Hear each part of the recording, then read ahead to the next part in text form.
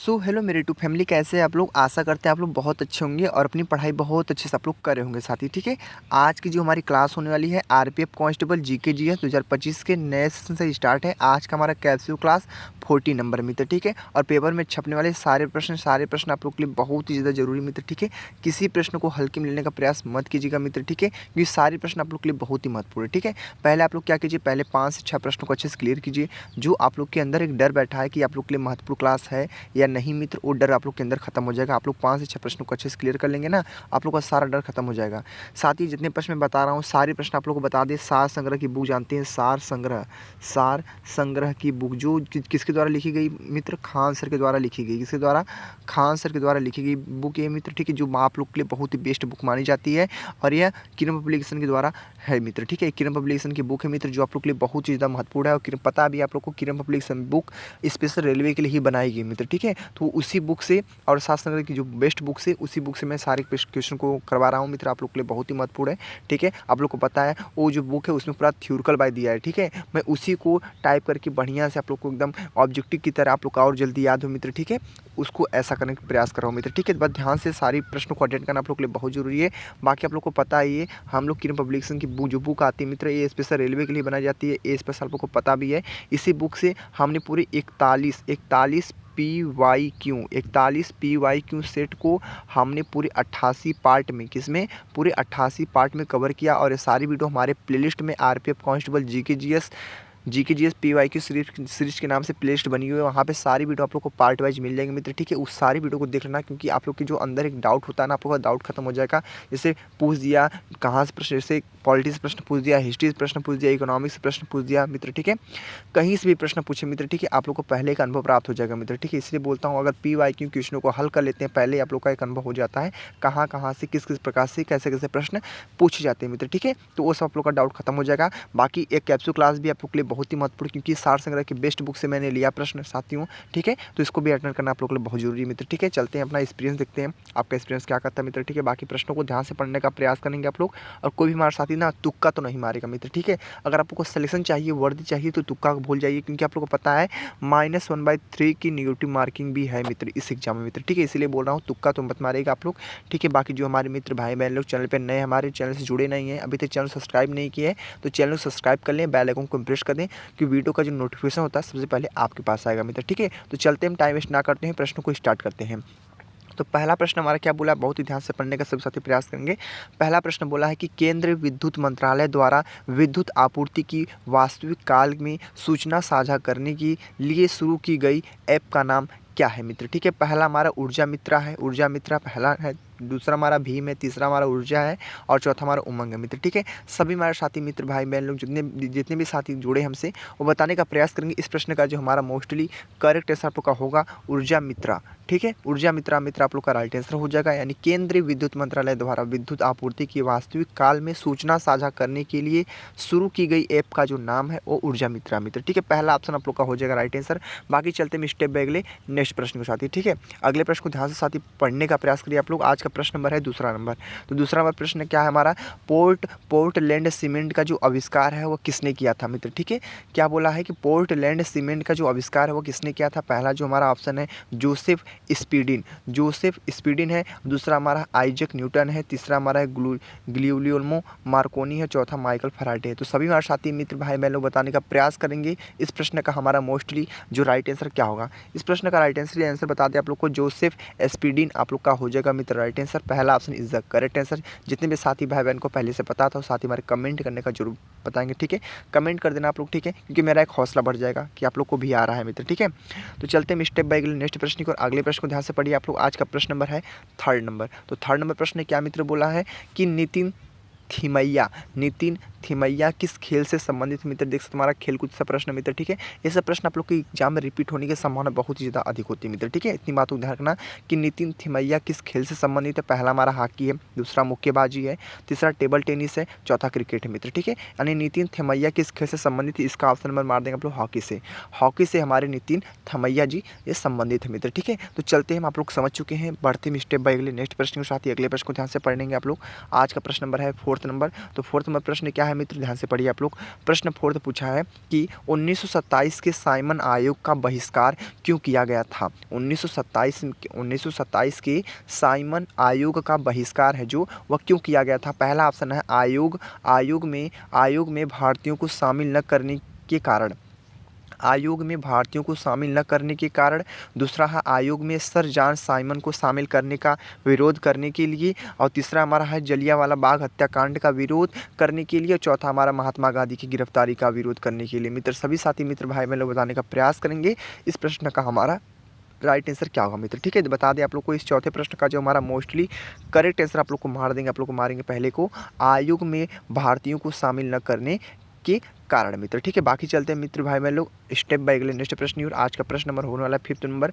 तो fifth number प्रश्न क्या है, ध्यान से पढ़िए आप लोग। बस मैं जो बता रहा हूँ उसको बहुत ध्यान से अपने नोटबुक पे नोट करते रहिए मित्र। ठीक है, सभी हमारे साथी कापी पेन लेकर बैठे होंगे साथी, इतना तो पता है मुझे। ठीक है, क्योंकि सारे प्रश्न सार संग्रह की बेस्ट बुक से आप लोग को बता रहे हैं मित्र। ठीक है, तो आप लोग को पता है स्पेशल बुक तो है ही मित्र। ठीक है, क्योंकि बहुत ऐसे साथी हैं जो उस बुक को पढ़ नहीं पाते हैं मित्र। ठीक है, उसी बुक को मैं कितना मेहनत करके आप लोग को एकदम आप लोग को ऑब्जेक्टिव की तरह बताने का प्रयास कर रहा हूँ कि आपको जल्दी से जल्दी याद हो जाए मित्र। ठीक है, क्योंकि आप लोग को पता है एग्जाम भी आप लोग का बहुत नज़दीक आ चुका है मित्र। ठीक है, तो मेहनत कीजिए आप लोग कि एग्जाइल नामक पुस्तक किसने लिखी है। ठीक है, देख रहे हमारा एग्जाइल नामक जो पुस्तक है मित्र किसने लिखी थी, पुस्तकों से प्रश्न मित्र। ठीक है, ये जो पुस्तक पूछा है ना, जो अभी का 2024 का जो नए नए पुस्तक निकले हैं, ठीक है, उसके जो कार्यकर्ता मित्र, ठीक है, वो और जो पुरानी पुस्तकें हैं उसको सब लोग अच्छे से रट लीजिए, क्योंकि यहाँ से 1-2 प्रश्न आपको 100% पूछे जाएंगे मित्र। ठीक है, इतनी बात को ध्यान रखना।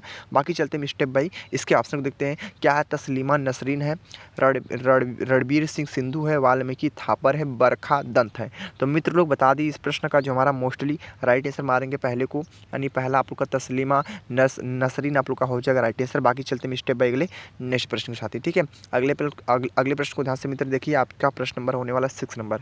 तो 6 नंबर प्रश्न क्या मित्र बोला है, US 2023 का पुरुष एकल खिताब जीतने वाला नोवाक जोकोविच किस देश के खिलाड़ी हैं। क्या बोला है, US 2023 का पुरुष एकल खिताब जीतने वाले नोवाक जोकोविच किस देश की खिलाड़ी है मित्र। इस प्रश्न का हमारा आंसर देने का सभी साथी प्रयास करेंगे। इस प्रश्न का हमारा आंसर क्या होगा मित्र, पहला हमारा बेलारूस है, दूसरा है सर्बिया, तीसरा है स्पेन, चौथा है हमारा जॉर्जिया। तो मित्र लोग बता दिए इस प्रश्न का जो हमारा मोस्टली करेक्ट आंसर मार देंगे आप लोग सर्बिया को मित्र। ठीक है, option number B is the very most time answer होगा मित्र। ठीक है, बाकी चलते हैं साथियों अगले नेक्स्ट प्रश्न को। ठीक है, अगले प्रश्न को ध्यान से सभी साथी पढ़ने का प्रयास करिए। आज का प्रश्न नंबर होने वाला है 7 नंबर। तो 7 नंबर प्रश्न क्या है मित्र, ध्यान से पढ़िए। 7 नंबर जो प्रश्न बोला है कि भारत का कौन सा पड़ोसी देश सार्क का संस्थापक सदस्य नहीं है मित्र।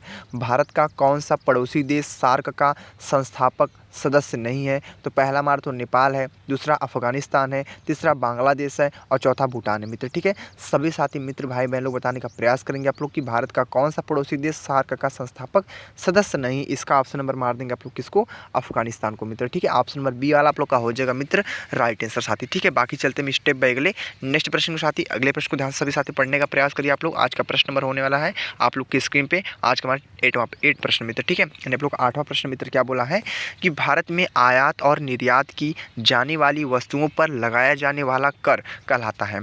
यानी क्या पूछा है, भारत में आयात और निर्यात की जाने वाली वस्तुओं पर लगाया जाने वाला जो कर है वह कहलाता है मित्र क्या है, पूंजी लाभ कर है। पहला तो पूंजी लाभ कर है, ठीक है, दूसरा हमारा सीमा शुल्क है, तीसरा तो उत्पाद कर है और चौथा है निगम कर। तो मित्र लोग बता दें इस प्रश्न का जवाब मोस्टली राइट आंसर आप लोग का मार देंगे सीमा शुल्क को। Option number B is the very most time answer होगा। बाकी चलते हैं स्टेप बाय अगले नेक्स्ट प्रश्न के साथ ही। ठीक है मित्रों, अगले प्रश्न को ध्यान सभी साथी पढ़ने का प्रयास करिए। बहुत अच्छे प्रश्न मित्र। ठीक है, आप लोग को समझ में आ रहा होगा कितना आप लोग के लिए बेहतरीन क्लास होने वाली मित्र। ठीक है आज की, और सारी प्रश्नों को ना इसी वीडियो में रटवा दूंगा, इतनी मेरी गारंटी मित्र। ठीक है, बोला है CRR असंक्षिप्त रूप क्या है, नकद राजस्व अनुपात है, नकद आरक्षित अनुपात है, नकद वापसी अनुपात है, नकद वापसी आरक्षित है मित्र। ठीक है, सभी साथी बताने का प्रयास करेंगे। इस प्रश्न का हमारा मोस्टली राइट आंसर मार देंगे इसको, नकद आरक्षित अनुपात को मित्र। ठीक है, तो देख लिया हमने 9वें प्रश्न को बहुत अच्छे से कंप्लीट किया मित्र। ठीक है, बाकी चलते हैं स्टेप बाय अगले नेक्स्ट प्रश्न को। ठीक है, यानी CRR का असंक्षिप्त रूप क्या है,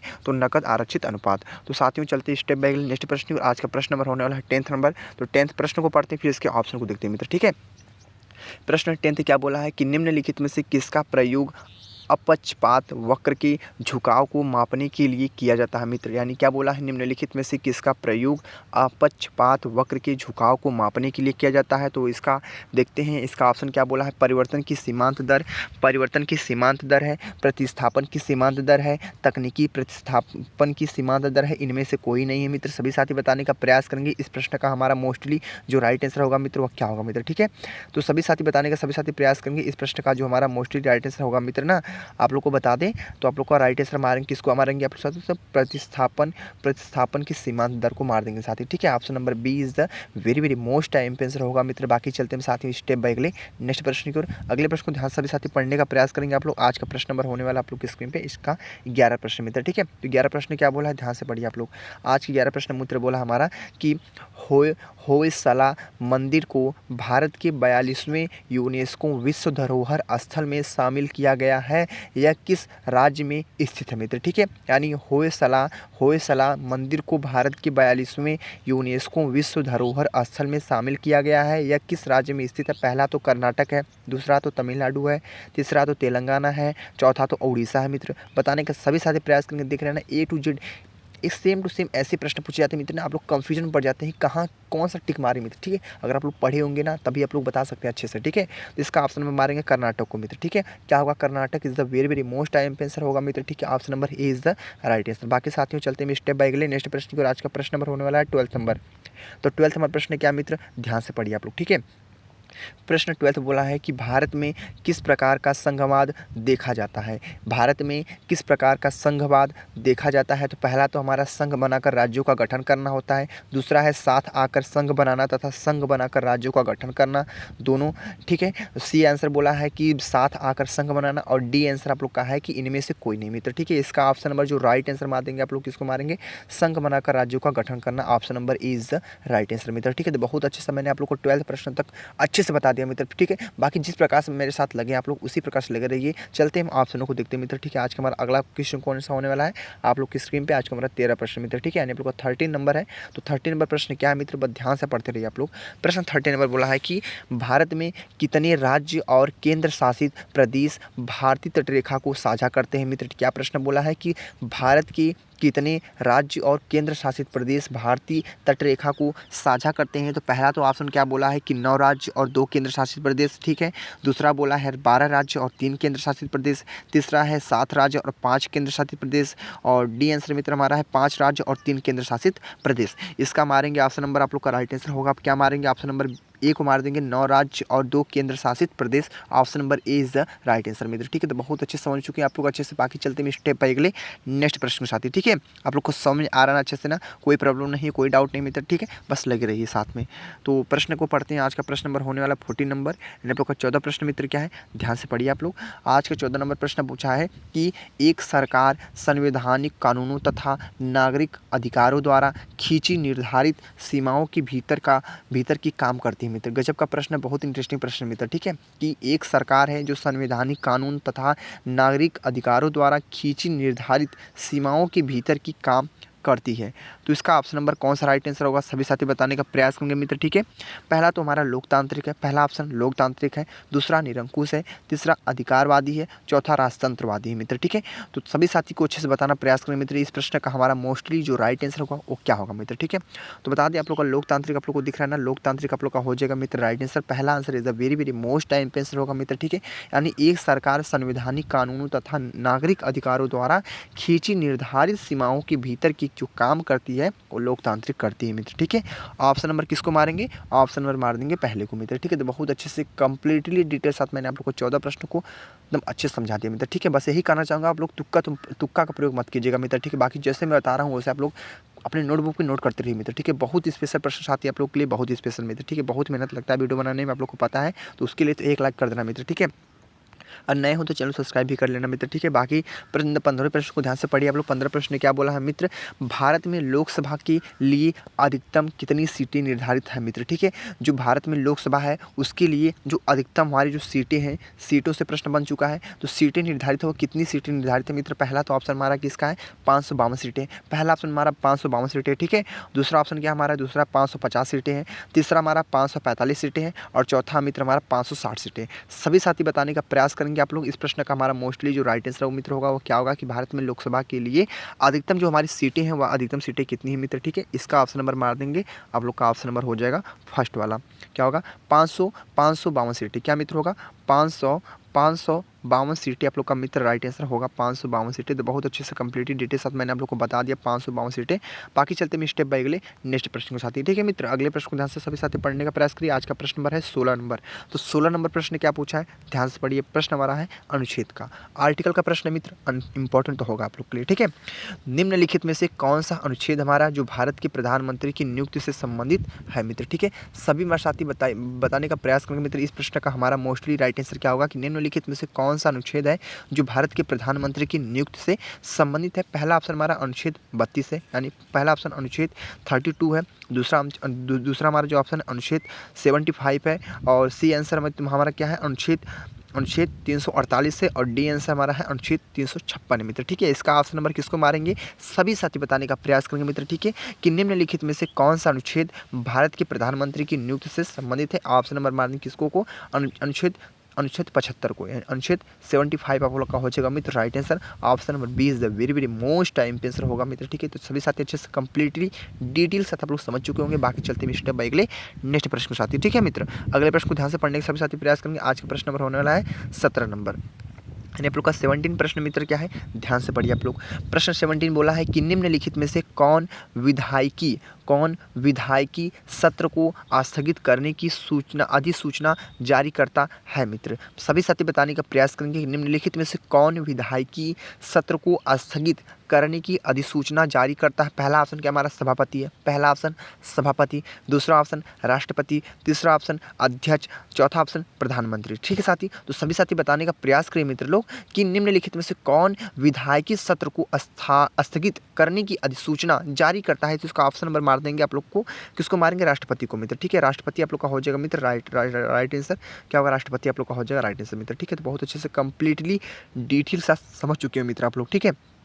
तो देख लिया हमने पूरे 17 प्रश्नों को बहुत अच्छे से कंप्लीट किया ना। बाकी चलते हैं सिप कर अगले नेक्स्ट प्रश्न के साथ, ठीक है मित्र। अगले प्रश्न को ध्यान से सभी साथी पढ़ने का प्रयास करिए। आज का प्रश्न नंबर होने वाला है 18 नंबर, आप लोग का प्रश्न 18 मित्र, ठीक है। तो प्रश्न 18 क्या पूछा, ध्यान से पढ़िए। बोला है निम्नलिखित में से कौन मौलिक अधिकार, देख साथी मौलिक अधिकार मौलिक कर्तव्य से जो प्रश्न पूछे जाते हैं, यहाँ से प्रश्न 1-2 प्रश्न आपका 100% पूछे जाएंगे मित्र, ठीक है। ये सब टॉपिक आप लोग रट लेना मित्र, ठीक है, क्योंकि आपके एग्जाम के लिए बहुत ही महत्वपूर्ण है। इसीलिए बोलता हूँ PYQ प्रैक्टिस सेट ये सब लगाने का प्रयास कीजिए आप लोग। मॉक टेस्ट लगाइए, जितना हो उसको उतना मॉक टेस्ट लगाइए, आपका एक्सपीरियंस बढ़ेगा मित्र, ठीक है।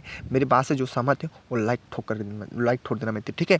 बाकी ध्यान से पढ़िए आप लोग कि निम्नलिखित में से कौन सा मौलिक अधिकार भारतीय संविधान से हटाया जा चुका है। क्या बोला है, अधिकार भारतीय संविधान से हटाया जा चुका है मित्र। पहला तो हमारा समानता का अधिकार है, पहला क्या है, समानता का अधिकार है। दूसरा है संपत्ति का अधिकार है। तीसरा हमारा भाषण की स्वतंत्रता का अधिकार है। चौथा हमारा स्वतंत्रता का अधिकार है मित्र, ठीक है। सभी साथी मित्र भाई बहनों बताने का प्रयास करेंगे इस निम्नलिखित में से कौन सा मौलिक अधिकार भारतीय संविधान से हटाया जा चुका है। ऑप्शन नंबर मार देंगे इसको, ऑप्शन नंबर मार देंगे आप लोग किसको, संपत्ति का अधिकार।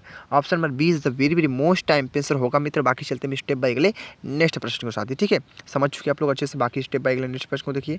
आज का प्रश्न नंबर होने वाला आप लोग की 19, ठीक है, यानी आप लोग का 19वां प्रश्न मित्र। बहुत अच्छा प्रश्न है, ध्यान से पढ़िए। निम्नलिखित में से कौन सी याचिका या पर परमादेश कोर्ट द्वारा किसी सरकारी अधिकारी को उसके आधिकारिक कार्य करने के लिए दी जाती है मित्र। सभी साथी बताने का प्रयास करेंगे। इस प्रश्न का हमारा जो मोस्टली राइट आंसर क्या होगा कि निम्नलिखित में से कौन सी याचिका या परमादेश कोर्ट द्वारा किसी सरकारी अधिकारी को उसके आधिकारिक कार्य करने के लिए दी जाती है। तो पहला हमारा ऑप्शन क्या, हमारा पहला तो प्रतिषेध है, दूसरा परमादेश है, तीसरा अधिकारी प्रच्छा है, और चौथा हमारा बंदी प्रत्यक्षीकरण है मित्र, ठीक है। सभी साथी मित्र भाई बहनों बताने का प्रयास करेंगे। इस प्रश्न का हमारा मोस्टली राइट आंसर क्या होगा, इस प्रश्न का हमारा मोस्टली राइट आंसर मारेंगे किसको मारेंगे मित्र, ठीक है, आप लोग मार देंगे परमादेश को। Option number B is the very very most time answer होगा मित्र, ठीक है, ऑप्शन नंबर बी वाला राइट आंसर, ठीक है। तो मित्र लोग भाई बहन लोग चलते हैं स्टेप बाय अगले नेक्स्ट प्रश्न को देखने का प्रयास करते हैं और सभी साथी को उत्तर बताने का प्रयास करिए मित्र, ठीक है। बताइए आप लोग। आज का हमारा 20वां प्रश्न मित्र क्या, हमारा 20 प्रश्न को ध्यान से पढ़िए। बोला है किस शताब्दी में दिल्ली का कुतुब मीनार बनाया गया था मित्र, ठीक है। बहुत ही गजब का प्रश्न है, बहुत ही इंटरेस्टिंग प्रश्न है। किस शताब्दी में दिल्ली का कुतुब मीनार बनवाया गया था मित्र? सभी साथी बताने का सभी साथी प्रयास करेंगे। 14वीं शताब्दी में, 12वीं शताब्दी में, 13वीं शताब्दी में, 11वीं शताब्दी में मित्र। ठीक है, तो साथियों कमेंट करने का प्रयास करिए आप लोग, थोड़ा भी कमेंट तो कर सकते हैं मित्र। ठीक है, आप लोग के पास 1 सेकंड 2 सेकंड का समय तो है, आप लोग का राइट आंसर कौन सा बता सकते हैं मित्र। ठीक है, मेरा हौसला बढ़ाने के लिए मित्र। ठीक है, तो ऑप्शन नंबर किसको मारेंगे मित्र? इस प्रश्न का हमारा जो ऑप्शन नंबर मारेंगे आप लोग को 12वीं शताब्दी को मित्र। ठीक है, यानी आप लोग का राइट आंसर क्या होगा? हमारा 12वीं शताब्दी आप लोग का हो जाएगा मित्र राइट आंसर। प्रश्न क्या पूछा था? किस शताब्दी में दिल्ली का कुतुब मीनार बनवाया गया था? तो ऑप्शन में मारेंगे 12वीं शताब्दी में बनवाया गया था मित्र। ठीक है, तो बहुत अच्छे से डिटेल साथ मैंने आप लोग को बता दिया, हमने पूरे 20 प्रश्नों को बहुत अच्छे से कम समय में आप लोग को समझा दिया मित्र। ठीक है, बहुत आसान शब्दों में मित्र। चलते हैं स्टेप बाय अगले नेक्स्ट प्रश्न को देखते हैं। आज का प्रश्न नंबर होने वाला आप लोग की स्क्रीन पे कौन सा है? प्रश्न नंबर होने वाला मित्र, ठीक है, हमारा है 21 नंबर। तो 21 नंबर प्रश्न क्या बोला है मित्र? किस देश ने नए सामरिक परमाणु हमला पनडुब्बी को लॉन्च किया है मित्र? ठीक है, यानी किस देश ने नई सामरिक परमाणु हमला पनडुब्बी को लॉन्च किया है? तो इसका ऑप्शन क्या राइट आंसर होगा मित्र? सभी साथी बताने का प्रयास करेंगे मित्र। पहला ऑप्शन हमारा है उत्तर कोरिया, दूसरा है संयुक्त राज्य अमेरिका। पहला उत्तर कोरिया, दूसरा संयुक्त राज्य अमेरिका, तीसरा इंडोनेशिया, चौथा है कजाकिस्तान मित्र। ठीक है, सभी साथी मित्र भाई बहनों बताने का प्रयास करेंगे कि किस देश ने नई सामरिक परमाणु हमला पनडुब्बी को लॉन्च किया है? तो इसका ऑप्शन नंबर किसको मारेंगे मित्र? पहले को मार देंगे ऑप्शन नंबर ए वाला आप लोग का हो जाएगा राइट आंसर मित्र। ठीक है, यानी उत्तर कोरिया आप लोग का is the very very most time पे आंसर हो जाएगा साथी। ठीक है, बहुत अच्छे से समझ चुके हैं आप लोग, हमने 21 प्रश्नों को बहुत अच्छे से तोड़ दिया मित्र। ठीक है, बाकी चलते हैं स्टेप बाय अगले नेक्स्ट प्रश्न की ओर। अगले प्रश्न को ध्यान से पढ़ने के सभी साथी प्रयास करेंगे। आज का प्रश्न नंबर होने वाला है, कौन सा प्रश्न है? आज का प्रश्न है 22 नंबर। तो 22 नंबर प्रश्न क्या मित्र? ध्यान से पढ़िए आप लोग। ठीक है, तो 22 नंबर प्रश्न क्या बोला है? भारतीय राष्ट्रीय कांग्रेस के जो संस्थापक है मित्र वह कौन थे मित्र? ठीक है, बहुत गजब का प्रश्न पूछा, बहुत ज़्यादा महत्वपूर्ण मित्र। ठीक है, प्रश्न और ये प्रश्न बहुत बार रिपीट भी हुआ मित्र। ठीक है, यानी भारतीय राष्ट्रीय कांग्रेस के संस्थापक कौन थे? पहला तो है A.O. ह्यूम, पहला क्या है? A.O. ह्यूम, दूसरा है W.C. बनर्जी, तीसरा डॉक्टर B.R. अम्बेडकर और डी आंसर मित्र महात्मा गांधी। ये प्रश्न मैंने पहले भी करवाया था मित्र। ठीक है, जो भी साथी भाई बहन को पहले से पता था वो मित्र कमेंट करने का सभी साथी प्रयास करेंगे कि भारतीय राष्ट्रीय कांग्रेस के संस्थापक कौन थे। इसका ऑप्शन नंबर किसको मारेंगे मित्र? इसका ऑप्शन नंबर बहुत अच्छा आप लोग का ऑप्शन में मार देंगे मित्र। ठीक है, मैं बता देता हूँ आप लोग का ऑप्शन मारेंगे A.O. ह्यूम को। क्या होगा? A.O. ह्यूम आप लोग का हो जाएगा मित्र राइट आंसर। यानी भारतीय राष्ट्रीय कांग्रेस के संस्थापक जो है मित्र वो संस्थापक कौन है? तो A.O. ह्यूम मित्र। ठीक है, तो बाकी चलते हैं स्टेप बाय अगले नेक्स्ट प्रश्न को देखते हैं मित्र। ठीक है, अगला प्रश्न क्या होने वाला आप लोग के लिए कितना महत्वपूर्ण है, तो ध्यान से पढ़िए आप लोग। ठीक है, आज का प्रश्न नंबर होने वाला 23 नंबर। तो 23 नंबर प्रश्न क्या मित्र? देखते हैं। तो बोला है 23 नंबर प्रश्न, निम्नलिखित में से किसने फतेहपुर सीकरी के पंचमहल का निर्माण करवाया था मित्र? क्या बोला है कि निम्नलिखित में से किसने फतेहपुर सीकरी के पंचमहल का निर्माण करवाया था? तो पहला ऑप्शन हमारा बहुत अच्छा अकबर मारेंगे। ठीक है, दूसरा हमारा जहांगीर है, तीसरा है शाहजहां है और चौथा हमारा औरंगजेब मित्र। ठीक है, सभी साथी बताने का प्रयास करेंगे निम्नलिखित में से किसने फतेहपुर सीकरी के पंचमहल का निर्माण करवाया था। इसका ऑप्शन नंबर जो राइट आंसर मारेंगे आप लोग किसको मारेंगे? अकबर को मित्र। ठीक है, option number A is the right answer मित्र हो जाएगा। तो बहुत अच्छे से डिटेल साथ मैंने आप लोग को बता दिया, पूरे 23 प्रश्न समझ लिए आप लोग को मैंने बहुत अच्छे से बता दिया मित्र। ठीक है, आप लोग को कैसा लगा वीडियो आप लोग कमेंट बताते रहे मित्र। ठीक है, बाकी चलते हैं स्टेप बाय अगले नेक्स्ट प्रश्न के साथ ही। अगले प्रश्न को ध्यान से सभी साथी पढ़ने का प्रयास करें मित्र लोग। आज का प्रश्न नंबर होने वाला आप लोग की स्क्रीन पे 24 नंबर। तो 24 नंबर प्रश्न क्या मित्र? ध्यान से पढ़िए आप लोग, ध्यान से पढ़ने का प्रयास करिए। आज का प्रश्न आ गया है हिस्ट्री से, हिस्ट्री का प्रश्न मित्र। ठीक है, अब इस हिस्ट्री के प्रश्न को फाड़ डालिए आप लोग। ठीक है, इस हिस्ट्री का प्रश्न क्या बोला है? बहुत ही गजब का प्रश्न है, बहुत इंटरेस्टिंग है और इस प्रश्न का उत्तर सभी हमारे मित्र भाई बहन लोग बता सकते हैं बहुत ही अच्छे से, क्योंकि बहुत नॉर्मल प्रश्न छात्र। ठीक है, आप लोगों को पता भी है आरपीएफ कांस्टेबल में नॉर्मल ही प्रश्न पूछे जाते हैं, ज़्यादा हार्ड प्रश्न नहीं पूछे जाएंगे। 10th के बेस पे लेवल के प्रश्न पूछे जाएंगे मित्र। ठीक है, मैंने आप लोगों को बताया था मित्र। ठीक है, क्योंकि मैंने आरपीएफ एसआई का जो एग्जाम हुआ था उसको एनालिसिस किया था, आप लोग को मुझे समझ में आया कहाँ से प्रश्न किस प्रकार से पूछेगा मित्र। ठीक है, तो आप लोग समझ चुके हैं मित्र। ठीक है, बताएंगे मोहनजोदड़ो का स्थानीय नाम क्या था मित्र? ठीक है, मोहनजोदड़ो का स्थानीय नाम क्या था?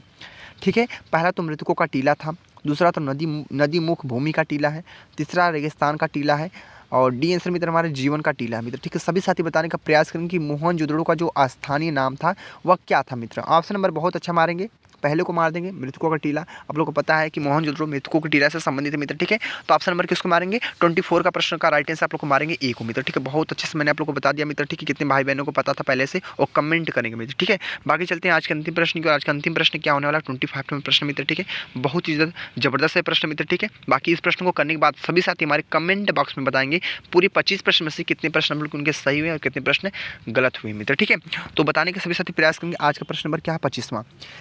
निम्नलिखित में से किस तिथि पर दक्षिणी गोलार्ध में शीतकाल आयानांत को देखा जाता है मित्र?